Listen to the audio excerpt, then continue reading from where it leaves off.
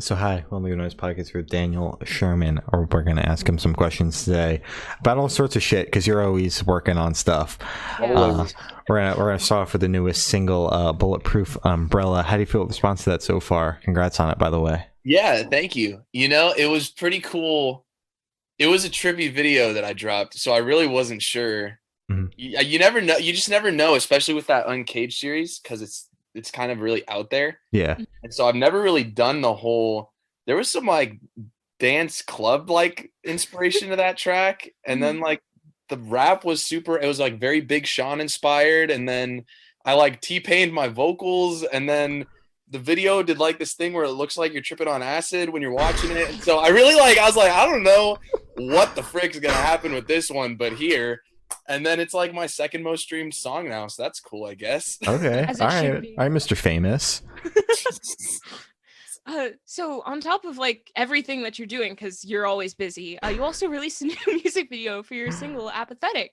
Tell us did. about the process for that music video, because it was kind of cool. It was kind of We both watched the premiere. we did. We were there. You're on the same account in the chat Yeah. too. It's hilarious to watch.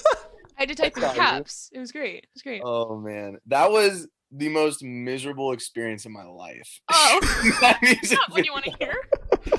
So like I knew it would be, and that was like intentionally the worst. Why the hell would you do that then? Yeah. So there's this unspoken rule for like a video, like whenever I do a music video, where like if I don't leave injured in some way, Huh? like it didn't happen. So, like, you want to wind up in a There's hospital, been like... one video in my life Mhm. I didn't end up like legitimately injured from, and that video is not out yet. So Wow. like this time it was more of a psychological injury than Mhm. like a physical one, because that water was actually freezing. Like it was Aw. early in the morning. I'd just woken up, and I'm gonna be releasing behind the scenes pretty soon from that video. But like I legit, like my hands were tied up and I fell backwards into the freezing water. I think 9 or like 10 takes doing the same thing over and over. Oh my God. And then like they dragged me on a rope Yeah. back Yeah. to like the surface, and I was like actually kind of drowning, but I didn't Oh because I needed the take and I didn't want to get rid of that visual. Take. And then like so I have what's called psychological tremors. So when I'm under either physical stress or mental stress, my body shakes. Mhm. And so like I'm not like acting at all when you're seeing me just like really brutally shaking in those like Yeah. performance takes. Mhm. My body's actually like having a very strong reaction to me jumping in that pool so many times. So it was miserable, but it was really important to me to get that visual for that song. So it was worth it, I think, maybe. Like, you're gonna wind up like seriously hurting yourself. Like, what? You nearly drowned. I've never heard an artist go, yeah, every single time I leave a video shoot, I want to be injured. Exactly. Dude, every time, like even if you look at Uncaged, that music video, there's a shot where I'm standing on top of the broken building and I'm like hitting my head like this, and you can Mhm. see blood running down my elbow, because the very first thing we did was all these takes where I'm inside this metal cage and I Mhm. was rolling around. The shot didn't even make it in the freaking video. Oh my God. I was rolling around in the cage and like having it clutter and going upside down while rapping, Mhm. and I didn't see the rusty barbed wire in the corner. Oh And my it like God. punctured my arm, and I was bleeding everywhere. And that was like 10 minutes into the video shoot. We were there for another God 2 hours. damn. Are you okay? 'Cause isn't like rusted like metal not good for you? I'm caught up on my shots and stuff, so nothing happened. But Good. I mean, I think nothing. Maybe it's like a long-term thing. It'll catch up to me in a couple I- months. Eventually hope it'll get to you. You know? So, can you tell me a little bit about your writing process? I guess just in general, because we're chatting about all sorts of shit, so it's hard to Yeah. pinpoint just one. Yeah. I don't know. That's hard, because I think it's a little different for every project. It depends if I know I'm producing myself or which producer I'm working with, or if it's Crown and Chains, or every project's a little different. The one thing that I kind of always keep the same is that I start with lyrics every time. I never want a melody to influence my thought process or my emotion. I always want it. I'm really like, anyone who's worked with me will tell you that I'm like pretty particular, kind of a control freak, definitely to a fault for sure.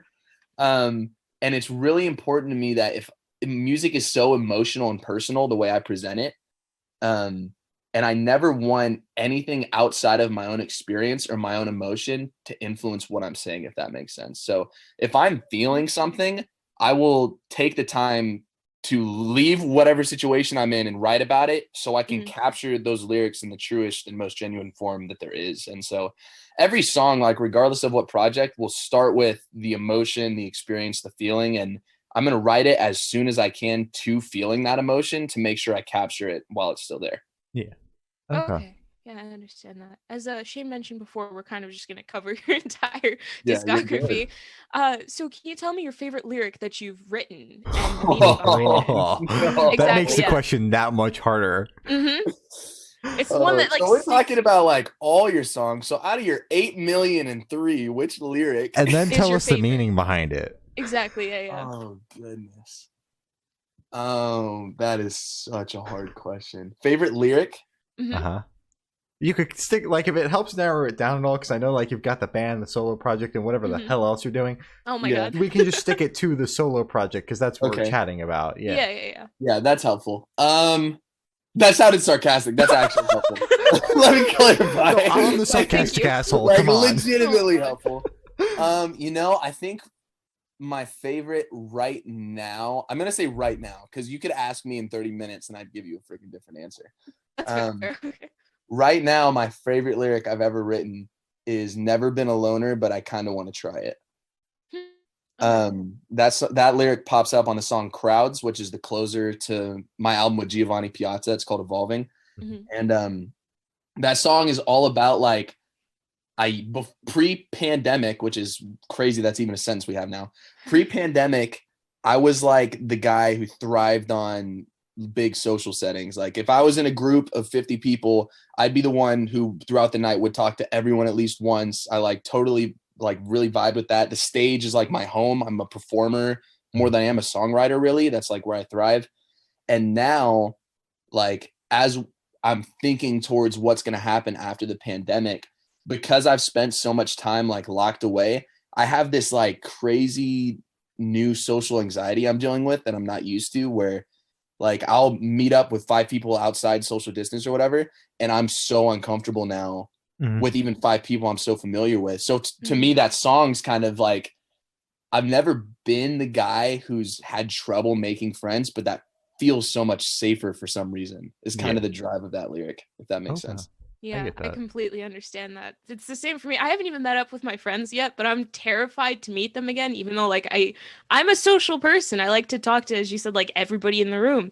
And it's just like, it's so I don't like it. Yeah, it's weird. It's weird times, and so that's the big drive of that song, is just there's this transition that's gonna happen eventually if we're gonna go back, and we're gonna have to go back and learn how to do what we did before. And it's like one of the bigger lyrics in that song too is, I remember when this was easy. It's like we're gonna have to go back and relearn a bunch of stuff that we've never had to think about before. It's gonna be weird. Yeah, definitely. Oh god. So for this question, I'll sorry, I just stressed out Glory. It's okay. He's thinking about it already. Oh my god. So for this question, I'll just pinpoint one song for you to tell me the headspace of. Tell me a little bit about your headspace behind writing Bulletproof Umbrella. Yeah, thank you for being specific. That makes it so yeah, because you could sit here for an hour and a half and tell us the headspace behind every single song. Yes. There you go. Bulletproof Umbrella is, so all those songs were written just for history of the album. They were all written in one night between the hours of 9 p.m. and 5 a.m. Jesus I Christ. just wrote early in quarantine, and I started with one lyric, which is the lyric of "Inside, I don't want to be inside." And then it turned into a 40-page Word document with full-fleshed like lore and story and music video, storyboard, all that stuff. It was fully fleshed in that time. And so I was really wrestling with a lot of things at that time. There was quarantine and the toll that was taken on me, on my mental health, on my social life, on my academic life, since I was doing school online. There was this was right after George Floyd, so I had the Black Lives Matter movement on my head and all that sort of stuff. There's it just felt like the world was in flames. And the big drive between this song was, if we're going to get through this period of time that's weighing a toll on everybody in different ways, like everyone has their own thing right now. Like everybody in some way, shape, or form is dealing with this in a different way. If we're going to get through it, we're going to have to do it together.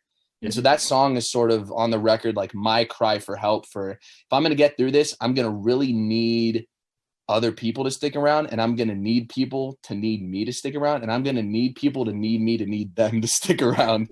And that's kind of what that chorus line is saying. Like we gotta, it's going to take all of us to get through this. Yeah. Okay. Wow. That's fair. All right. So unlike Shane, I'm still going to stick to a broad spectrum for your music. So while listening through your discography, what band or artist influences pop out the most to you? That's so hard again because the sound difference.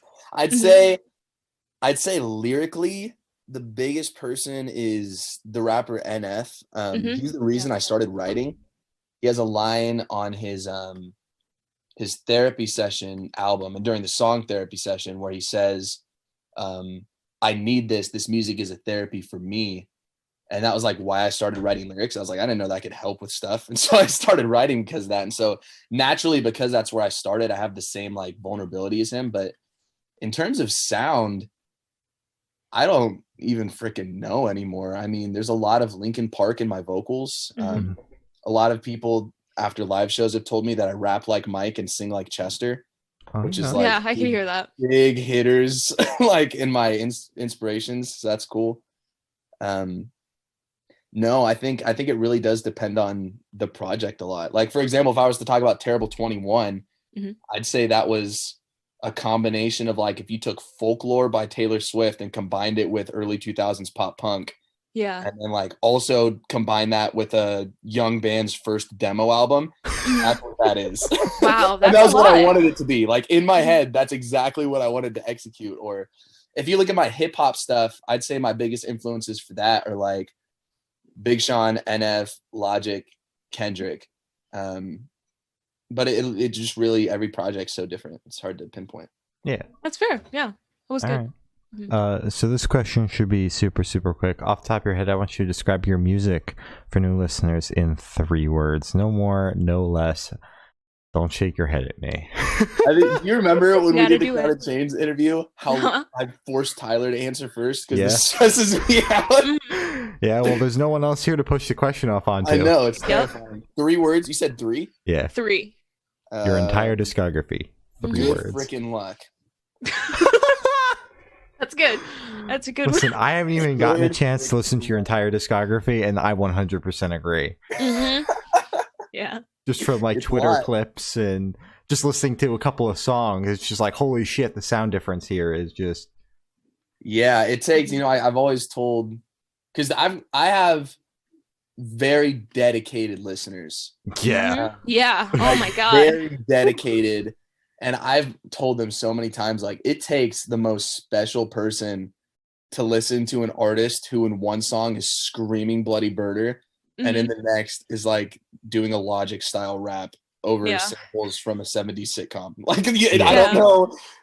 Not many people can do that. And I love that I've got a really loyal group of people who can do that.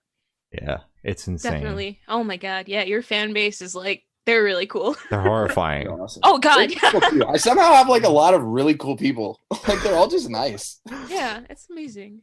So kind of in the same vein of the last question, is there a certain feeling or emotion you want your listeners to have while going through your discography? Again, we know it's a very broad spectrum. I got this one. I got this one. I've always, music for me has always been a place I put like my darkness, the darkest parts of whatever I am, like the things that I would never say to someone in person. The music is my safe place to explore that. But even though like I'm expressing my darkness and kind of giving it a place and releasing that, I want it to be about hope every time anyone listens to it. Like I'm going to talk about, everything I've been through really blatantly in my music. That's what I do. Yeah. But I also want people to listen to that story exactly as I just described it, as a story. There's a progression to it. And, if you see me outside the music, you can tell that I've gotten through whatever it is that I'm singing about or rapping about. And so I want people to clue into that there's an arc and a character development and a story. And even if it maybe isn't always presented to seem hopeful, or even if you're in a chapter that reads darker, I want it to very tangibly and very evidently always take the listener back to hope and to see hope in their own stories as well. Okay. Wow. That was a really good answer. I liked that answer a Yeah, lot. it was a very good answer. Oh my God. So for these next couple questions, I promise will be a little bit more focused. Mhm. Kim just kind of messages me like, "You want to have Daniel on the podcast? Like, he's just doing a bunch of shit." I'm like, "Yeah, okay." So I love we Kim. really didn't have any direction for this one. Kim is So the bomb. you I know, right? I scored with that one. She's amazing. Yeah. She has saved my life so much. She's the best. She's amazing. You couldn't do all this and then also manage your own project. There's not a way. in No, hell. you know, I was just thinking about it the other day. Like, I'm really lucky to have an intern who I have to tell to work less instead of one who I have to battle with. to Prod, make work. yeah. Like, Yeah. that's pretty amazing. Yeah. I see her on the timeline just like always pushing you guys, and I'm like, wow, she takes this very I'm like, seriously. could It's she crazy. intern Hustles. for Good Noise Podcast too? Because we could use someone like that. Oh my God. So you recently got one of your tracks produced by Mike Shinoda. I want to know how that opportunity came about, what that was like. Just tell me everything about it. Tell me the whole story. Mhm. Yeah, I got you. Most terrifying experience of my life, probably. I Yeah. was like, let me tell you, I just released King Suffering the novel the day, like less than 24 hours before Mhm. this happened. It's like noon 30. I'm scrolling through the gram Mhm. and I just get a DM from him that says, "Hey, it's Mike," which like one of my musical heroes. Hey, it's Mike. Like, first of all, you're not like no transition into, hey man, like this is what's happening. He just said, "Hey, it's Mike. Can I produce you on my Twitch?" That's terrifying. I peed everywhere. I mean, like all like the walls, like everywhere. oh, I'm like, what is happening? And so I'm just like, yes. And he's like, cool, Duh. tell me a song. And I'm like, okay, hold on, we gotta catch up a little bit. yeah. I was like, how you been, man? I was like, Exactly, so tell me I about sent him a message that was like, obviously yes, but I don't know what you've heard of mine. I didn't know how he'd heard of me. I'm guessing Kim at this point. Like, yeah, Kim, Probably, yeah. I still unstoppable. don't really know, but I'm guessing Kim. And so I'm like, I kind of release music under a lot of different sounds. It's really confusing. What have you heard? What do you want me to do? And he was like, oh, I didn't realize that. Just send me like one of everything and I'll decide. And I'm Huh? like, so then that gave me a new heart attack because it's like, what do I send him? I know he's Yeah. going to listen to this. So I sent him a Crown and Chain song. I think I sent him King Suffering. I sent him Chapters, which is on my record with Giovanni. And I sent him Halfway, which is on another one of my records with Giovanni. Mhm. And I just gave him those tracks. And he responds and he like clearly listened to those songs. Like 2 hours later, he left me on red for a long time. Mhm. He responds like 2 hours later, and he clearly listened to those songs, but also just decided to listen to everything. Oh my He started God. citing all these other songs of mine, and I was like, And so he basically was like, I want you to do something that combines like all the different stuff you could do. Mhm. Like, just send me a song that combines everything that you're capable of. And that's the worst answer he could Yeah. give me, because now I'm terrified out of my mind because Mike Shinoda's like, yeah, you're good at a lot of stuff. I want you to do all of it. In one song and just give it to me. So what it kind of turned into, I ended up sending him way too many demos. He was so patient with me. Mhm. Like, he's a very patient man. He kind of mentored me through the songwriting process for like a week, just over DMs back and forth. And it was so cool. I overwhelmed him and scared him, the poor guy, Aw. because I just like sent him so many rough, like just me doing flows, doing demos, whatever. And we finally landed on this track where it was it's almost like Post Malone, but a lot more experimental. Mhm. Which is Okay. cool. That's like the experimental thing's my vibe. He like was apologizing on Twitch stream. He was like, this is way more experimental than I meant it to be. And I was like, let's go. And it just turned into a really cool track. But I mean, that's most of the story. I could talk about it for hours, which you probably don't want, but Well, He, that's what we needed. The other thing I will say is just that he is, I think Mike has always come across as like a really genuine, humble figure in rock and in hip hop. And he 100% is exactly how he presents himself everywhere. He is like just genuinely wants to give as much of his time as he can to other people and just put positivity out there and help other people along. And that's 100% every interaction I've had with him is totally that. So he's just a stand-up guy. I'm glad he wasn't like a dick or something behind the That would've scenes, because that so always bad. sucks. That would have been heartbreaking, Yeah. but he really is just amazing. That's awesome. That's awesome. And from what we know, I don't think you've put out like a release date on it. So when is that coming out? When will we be able to hear that? I know I've already heard it. I'm sure you did. You too, heard Dory. it? It's in our DMs. You have the song. Are you serious? Yeah, I listened to it before I left I'm the gonna house. listen to it now. Let me ask you a question. Do you know when this episode's being released? Absolutely not. I don't know, like a Reggae, month? if you release it tomorrow, then I'll just announce the release date. I don't know. It comes out on April 9th. This Okay. track. Okay. All right. Very sick. Sick. This is my question. Sorry. So on top of everything that you've done, I'm blown away by that. Grandson actually selected you as the musician of the week. Firstly, how did that happen, and what was that like, kind of having a gigantic spotlight on you? Was that another Kim moment?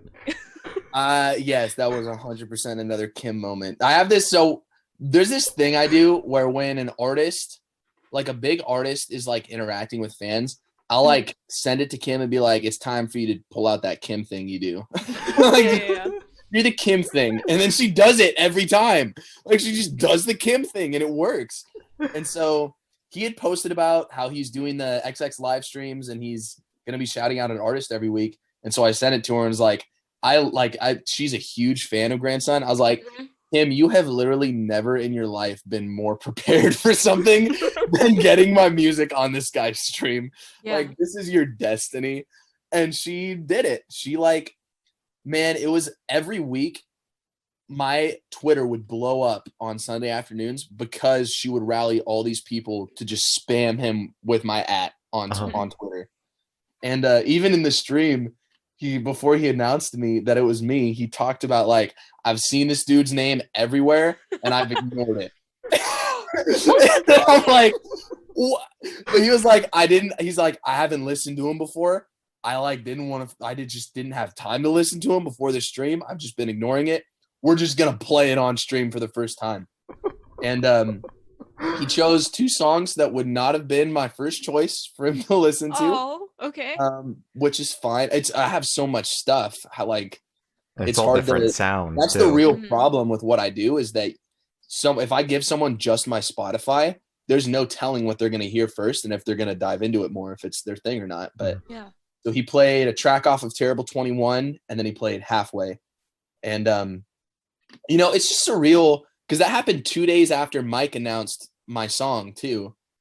So I had two people who I bump on the regular in my rotation, affirm my music in a really big way. Yeah. Really close together. And it's, I think the big thing was just, it was overwhelming, to be honest. I was in a meeting preparing for my digital live show coming up and storyboarding that and all that stuff when Grandson announced me, and I was like, it just comes out of nowhere. And to go from a period in my life where a lot of what my early songs are about is a lack of support for my music from people who know me personally, who you would think would support me, to now having musical heroes being parts of my journey. And even there's been other stuff too. There's been artists who I listen to who have just DM'd me and be like, hey, I saw you posted a cover of our stuff, or hey, we've seen you on socials, or someone floated your name over here. Keep going. It's super legit. That stuff. It's when you start getting that after spending so much time being told your music is a joke, there's no better feeling. It's unreal. It's unreal is the only word I know how to say. Even unreal, surreal. It's unbelievable. Yeah. It's only a matter of time until you're taking over the world, because I don't know about that. I will not stop. Taking over the world. I saw that Wiggles interview. Come on now. Oh my God. That's the coolest thing I've ever seen. It was awesome. I had people calling me, texting me, saying that we've peaked. So No, dude, that's the beginning. That's just what the I'm beginning. saying. Yeah. Gerard Way, where you at? Let's do it. Just So have Kim do the Kim thing for you guys. Yo. Yeah. so for the last couple of questions, we actually shift away from music. So if you could be an animal for the rest of your life, what animal would you be? Moose. Immediate. Okay. Have you seen the Hobbit movies? No. Yes, of course. There's a scene in the third one, Battle of the Five Armies, where Yeah. this big A motherfucking moose Yeah. just spears all those motherfuckers. Mhm. Coolest thing I've ever seen in my life. Like, listen to this. Imagine you're in war in medieval times or now. It doesn't even matter, really. Yeah. You're like, this knight charges you. He's on a horse. He's got a sword. You're like, yo, that's kind of intimidating. It's a dude in steel armor on a horse. If that motherfucker rolled up on a moose, you'd wet your pants for sure. Yeah. Like, it would They're be huge. so much scarier. Yeah. Definitely moose. I think they are a slept-on animal that is so intimidating and majestic as frick. Completely right. agree. That's wonderful. So if you could only listen to one song for the rest of your life, what song would it be? Oh, man. Wow, that is a really difficult question. Yeah, it's a big one. Hold on. I'm gonna open up my Apple Music real quick. Ew, Apple Music? Well, we don't need to go in. We don't need to unpack all of that. I think we do. We don't need to unpack everything that we just Oh my God. heard just now. I think. Can I switch it to album and not do song? I don't know if I can do song. For the Is that sake of allowed? time, yes, we'll let Yeah, you do an sure. album. Mhm. I would listen to I listen to Pimp a Butterfly by Kendrick Lamar once a month. I would So true. bump that album. That would be the only album I listen to. All right. Solid choice. I like that one. So this is the last question. I need you to walk with me, okay? If you're on a desert island, Are we holding hands while we're walking? sure, we can Sure. hold all the hands. Okay. So you're on this desert island. You can only bring one book, one movie, and one person. Who would you bring? Okay. Book. Do comics count? Sure. Nightfall Part 2, which is a Batman comic. Oh, okay. Really sick comic. I could reread it all day, every day. So that'd be my book. You said one movie. Tenet, Christopher Nolan, Ooh, okay. greatest film ever made. Probably a hard disagree from like everyone ever. I don't care. Mhm. Greatest film ever made, greatest accomplishment in cinema. And one person, Ryan Reynolds. So Alright. true. I love Ryan Reynolds so much. I would die for that man. Same. I would catch a grenade for him. So true. Yep. So I want to interview Good Noise Podcast. Can I interview you? I'm taking over this interview. Is that right allowed? now, yeah. Right okay, Right now? sure. Yeah, Can I do sure. it? I have Yeah. 2 questions that I've prepared for you. Okay. Okay. Oh, okay. And there's this thing I do with questions. Everyone asks about favorites. I don't give a frick about your favorites. I want to know your second favorites. So what is your second favorite color? Oh, My sweet second favorite Jesus. color? Oh, it's red. Red used to be my favorite color until 21 Pilots turned that around. Now I'm just stuck with yellow, even though I don't like 21 Pilots anymore. So, red. Oh, man. Yeah. I don't know. Probably like gray. Wow, so Oh. black and I gray. don't fucking know. Have a list in your head of first, second, and third, like at all times, just equipped, ready for No. questions? I do. Yeah. No. Yeah, I respect it. All right. Final question, Good Noise Podcast. Okay. You got to think long and hard about this one. Okay. Okay. This is the most important question you're ever going to be asked. Okay. Okay. What is your second favorite cereal and why? I don't eat cereal. Yeah, I don't eat cereal either. I don't like cereal. I like my own like oatmeal cereal. It's not like oatmeal. It's just like oats. Hold fried on. grains. It's pretty good. I have not once asked for the record, I asked a lot of people that question. That's like a Mhm. common question that I ask just to get conversation started. I'm that weird guy at parties who you're like, mind your own business. I'm like, what's your second favorite cereal? So Yeah, yeah. I have never been told by someone, I don't really eat cereal. And I just got it twice Yes. at the Sorry. same time. Okay. Listen, I don't even eat breakfast, let alone a cereal. Homie, breakfast is the most important meal of the day. Glory, I No, roll out I of don't- bed 5 minutes before school. Do I have time to eat? You have a Absolutely point. not. You have a I'm that point. guy who eats cereal at 2 a.m. I don't eat breakfast. I just eat cereal like in the night hours. Frick. Well, we Sorry. got you. I Boom. You showed Boom. me. That's what I get for trying to take over your podcast. You just got good Yeah. noised. Boom. Is That's that what that is? Getting good No. noise? It's gonna catch on, Glory. It's gonna It's not catch gonna on. catch on. You just got good noise. Pachoo. Suck it. That's the noise that follows that? Wait, do that. I need that noise again. Pachoo. I hate that. That's so That much. That is horrendous. Um. That is So absolutely And I'm horrendous. stuck with this. you're stuck Brutal. with me. Did You're you not getting rid Talked of about me. you? You Huh? seem like such great friends, but in real life, he's like, I am stuck I with hate this man. You're stuck with stuck you. with this. That is No. brutal. Oh, Ouch. God. Jeez. So apparently that's all the questions you have for us, and that is also we have all the questions for you. I completely fucked up that sentence. Is there okay. anything that you would like to plug? Yes, I have a live show coming. It is a digital live show combined with a long form music video. I'm gonna announce the release date on your podcast. So Oh, true. okay. I haven't said it anywhere. I'm gonna say it right now. Okay. We go find the release date in my notes. You don't know it? Go freak it up. I decided the release date yesterday so I could announce it on your podcast. Oh, okay. Hold on. We're almost there. I'm So close. scrolling. All right. I can only imagine what your Yeah. notes look like. Waiting. Don't freak. It's bad. It's real bad. Oh, I got it. Okay. The premiere is going to be on May 21st. All right. Wonderful. And so it's going to be a bunch of songs from my 3-album run with producer Giovanni Piazza. So it's mostly hip hop, alternative hip hop type stuff. Mhm. I'll also be doing What You Want, produced by Mike Shinoda, for the first time live on there. Yeah. And what's going to kind of make it different is that it's going to be recorded in the studio. These tracks are going to be studio quality live performances, but while you're watching, you're also going to be seeing kind of a story unfold through pieces of different music videos that I've shot for every song, through complex set designs and things like that. So it's going to be hopefully really engaging and just a really, really big experience. I would love for everyone ever to be there. Obviously, Good Noise, you of course are invited as two of my favorite people on planet Earth. Thank Obviously. you. Looking at my calendar, we can make that work. It is Sweet. during the week. It is not on the weekend when I'm at work. We will be there. Wonderful. Perfect.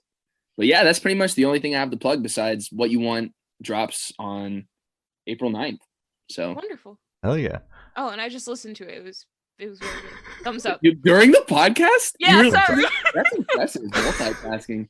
Glory Could not do it. Glory's the one that's allowed to multitask. I can't Yeah. because I'm recording. So Glory's always listening to Oh, tunes did over you there. fix your camera thing? No. It's So they're it's still not very- going to see you? Well, I mean, like now that the clocks have changed, the sun is different behind me, so it's like Mhm. blowing it out so it's all white behind me instead of Oh. like making me really dark. I don't know. I'm just learning as we Shane's go. always in a The shadow. struggle yeah. is real. Yeah, like maybe it would be better if I just didn't have 3 windows behind me. But 3 is a little excessive. Not 3 gonna lie. is It's definitely just a excessive. little A lot more than 1. It's Yeah. too more Exactly. than 1. Just have 2, like me. Yeah, exactly. And you've always got your blinds work, mine don't. Yeah, I mean, well, yeah. My blinds just the light just comes through anyway. Great input in the conversation. Yeah. It's how 95% of the meetings go. It's just me Exactly, talking, going, bah.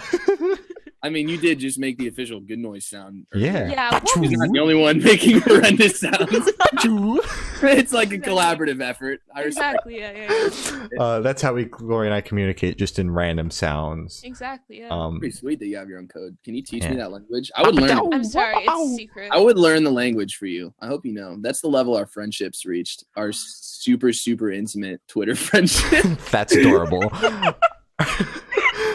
All right. Well, thank you for sitting down. This has been Daniel Sherman, and we're the Good Noise Podcast.